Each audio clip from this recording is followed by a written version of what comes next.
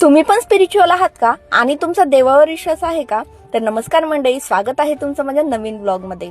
तर माझ्यासाठी ना देव म्हणजे एक पॉझिटिव्ह एनर्जी जी आपल्याला आपल्या आयुष्यातल्या प्रॉब्लेम्सला फेस करण्याची ताकद देते.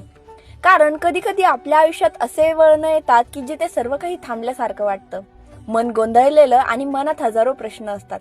पण अशा वेळी एक गोष्ट आपल्याला ताकद देते, ती म्हणजे आपला देवावर असलेला विश्वास.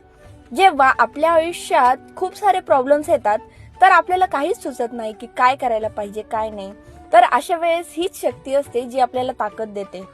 आध्यात्मिकता म्हणजे फक्त धर्म नाही, ती म्हणजे आपल्या आतली शांतता, जी शक्ती जी आपल्याला सांगते सर्व काही ठीक होईल.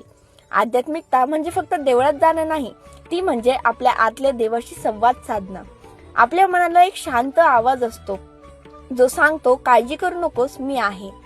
ती श्रद्धा जी आपल्याला शिकवते प्रत्येक अंधारानंतर एक प्रकाश असतो आणि प्रत्येक कठीण प्रसंगातून आपण काही ना काही शिकत असतो, त्यामागे काही ना काही शिकवण दडलेली असते. देवावर विश्वास ठेवणं म्हणजे आयुष्य सोपं होईल असं नाही, पण ती आपल्याला कठीण प्रसंगांना सामोरे जाण्याचं सामर्थ्य देतं. प्रार्थना आणि श्रद्धा या आपल्याला ऊर्जा देतात, त्या आपल्या मनाला शांतता देतात आणि पुन्हा आशा निर्माण करतात. जेव्हा आपण कुठे मंदिरात जातो किंवा देवासमोर हात जोडून शांत बसतो तेव्हा मन हलकं होतं. हीच आहे आध्यात्मिकतेची ताकद, जी बाहेरून दिसत नाही पण आपल्याला आतून खूप मोठी शांतता पण देते आणि ताकद पण देते. ती म्हणजे प्रेम, शांती आणि आपल्या आत्म्याशी जोडलेली नाती.